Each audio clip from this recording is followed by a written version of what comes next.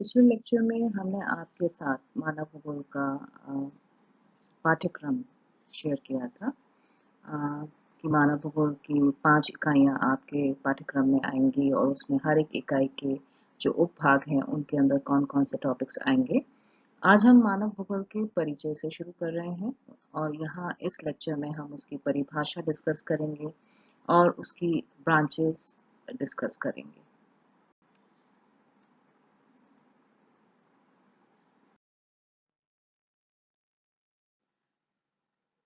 भूगोल की मुख्य तौर पर 2 शाखाएं हैं, भौतिक भूगोल और मानव भूगोल। भौतिक भूगोल का अध्ययन आप फर्स्ट पेपर में पेपर में आप करेंगे और मानव भूगोल का अध्ययन आप पेपर 2 में करेंगे। और इसकी अगर हम सब ब्रांचेस की बात करें ह्यूमन ज्योग्राफी की, तो उसमें मानव भूगोल की जो शाखाएं हैं उसमें है ऐतिहासिक भूगोल, आर्थिक भूगोल, सामाजिक भूगोल, सांस्कृतिक भूगोल, राजनीतिक भूगोल, जनसंख्या भूगोल, अधिवास भूगोल, भूगोल, संसाधन भूगोल, सैन्य भूगोल, आचरण भूगोल, कृषि भूगोल, परिवहन भूगोल, औद्योगिक भूगोल, प्रादेशिक भूगोल, दूरस्थ संवेदन एवं GIS।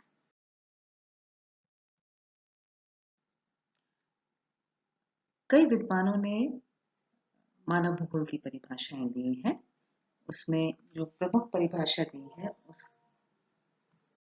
जिनमें रेत्सल प्रमुख रहे, जिन्हें मानव भूगोल के जन्मदाता के रूप में जाना जाता है।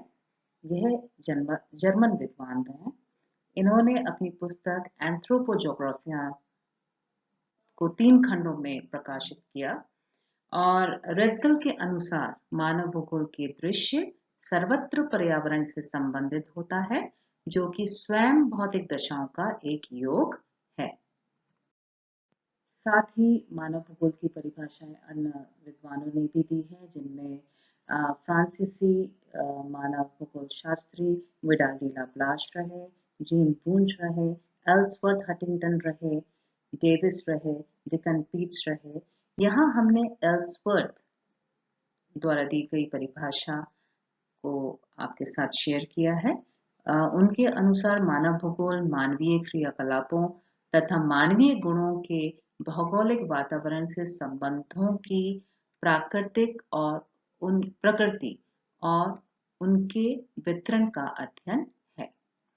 रेत्सल के शिष्य व प्रसिद्ध अमेरिकन भूगोलवेत्ता एलन सैंपल के अनुसार मानव भूगोल चंचल मानव और अस्थायी धरती के पारस्परिक परिवर्तनशील संबंधों का अध्ययन है।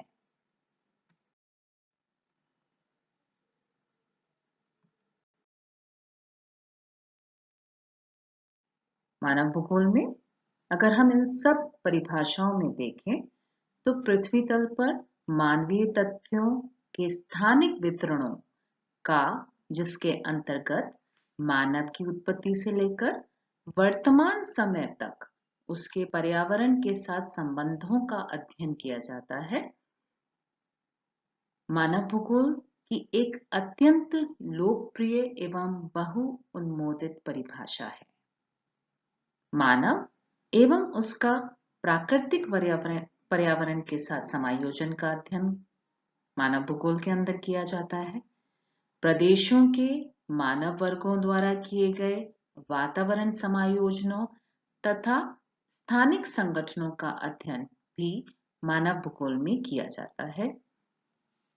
साथ ही साथ मानव भूगोल में मानव वर्गों और उनके वातावरणों की शक्तियों, प्रभावों और प्रतिक्रियाओं के पारस्परिक कार्यात्मक संबंधों का अध्ययन प्रादेशिक आधार पर किया जाता है।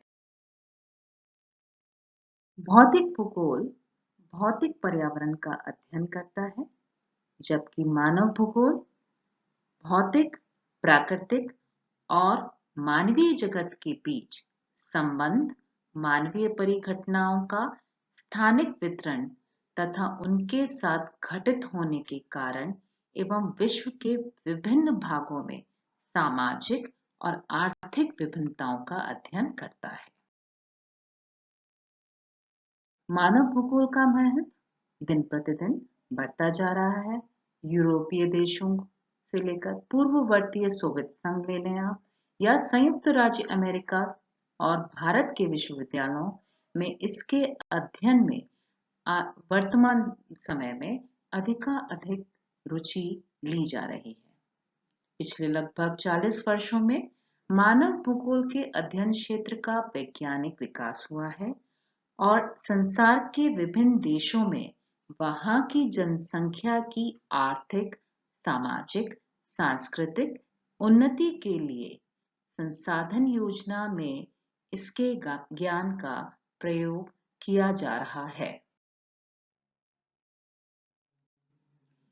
मानव भूगोल पृथ्वी की सतहों और मानव समुदायों के बीच संबंधों का संश्लेषित अध्ययन है। यह 3 संघटकों से निकटतम रूप से जुड़ा है।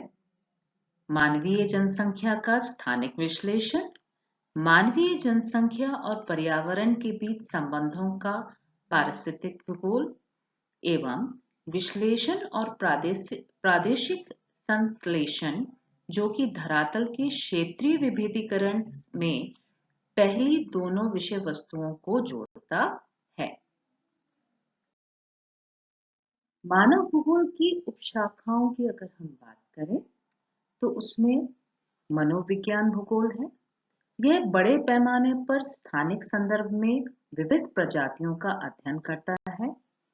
साथ ही सांस्कृतिक भूगोल है, जिसके अंतर्गत हम मानवीय संस्कृतियों की उत्पत्ति, संघटकों और प्रभावों की चर्चा करते हैं।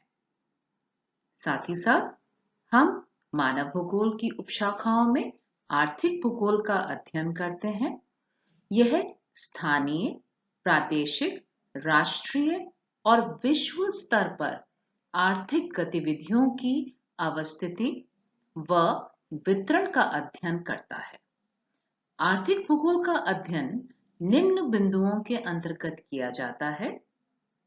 उदाहरणतः संसाधन भूगोल, कृषि भूगोल, औद्योगिक भूगोल और परिवहन भूगोल।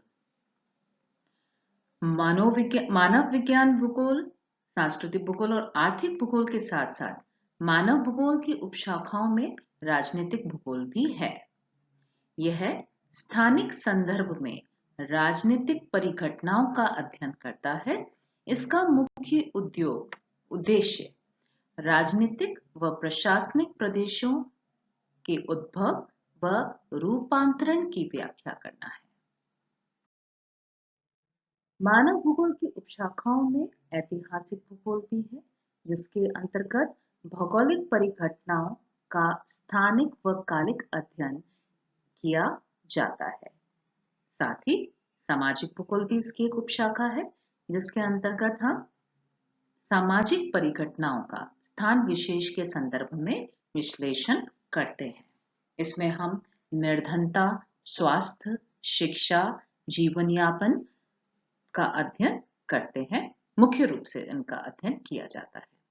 साथ ही जनसंख्या भूगोल भी इसकी एक उपशाखा है, जिसमें हम जनसंख्या के विभिन्न पक्षों जैसे जनसंख्या वितरण, जनसंख्या घनत्व, जनसंख्या संगठन, प्रजनन क्षमता, मृत्यु दर, प्रवास आदि का अध्ययन करते हैं। अधिवास भूगोल भी मानव भूगोल की एक उपशाखा है, जिसमें हम ग्रामीण नगरीय अधिवासों के आकार, वितरण, प्रारूप, पदानुक्रम और अधिवास व्यवस्था से संबंधित अन्य आधारों का अध्ययन करते हैं। साथ ही मानव भूगोल की उपशाखाओं का जब हम अध्ययन कर रहे हैं तो इसमें प्रजातीय भूगोल भी है, भाषा का भूगोल भी है, जिसमें हम राष्ट्र में के विभिन्न राज्यों में बोलने जाने वाली विभिन्न भाषाओं, उनके उद्भव, उनकी उत्पत्ति और उसके पीछे कारणों का अध्ययन करते हैं। निर्वाचन भूगोल, गणितीय भूगोल, वाणिज्यिक भूगोल, व्यवहारिक भूगोल, अनुप्रयुक्त भूगोल, औद्योगिक भूगोल, सैन्य भूगोल, परिवहन भूगोल, पर्यटन भूगोल और चिकित्सा भूगोल भी मानव भूगोल की अन्य शाखाएं हैं। आज जो हमने पढ़ा है उसी से संबंधित कुछ एमसीक्यूज आपके साथ शेयर किए हैं इस स्लाइड में। और उसमें प्रथम जो है प्रश्न वह है आधुनिक मानव भूगोल के जन्मदाता कौन थे। ऑप्शंस हैं हम्बोल्ट, रिटर, रेड्सल, हंटिंगटन और उत्तर है रेड्सल। प्रश्न दूसरा है मानव भूगोल चंचल मानव और अस्थायी पृथ्वी के पारस्परिक परिवर्तनशील संबंधों का अध्ययन है। यह परिभाषा किसने दी। ऑप्शंस हैं रेड्सल, एलन सैम्पल, ब्लाश, कार्ल सावर और उत्तर है एलन सैम्पल। तीसरा प्रश्न है निम्नलिखित में से कौन फ्रांसीसी भूगोलवेत्ता नहीं है। ऑप्शंस हैं ब्लाश, ब्रून्स, डिमांजिया और रिटर और उत्तर है रिटर। Thank you.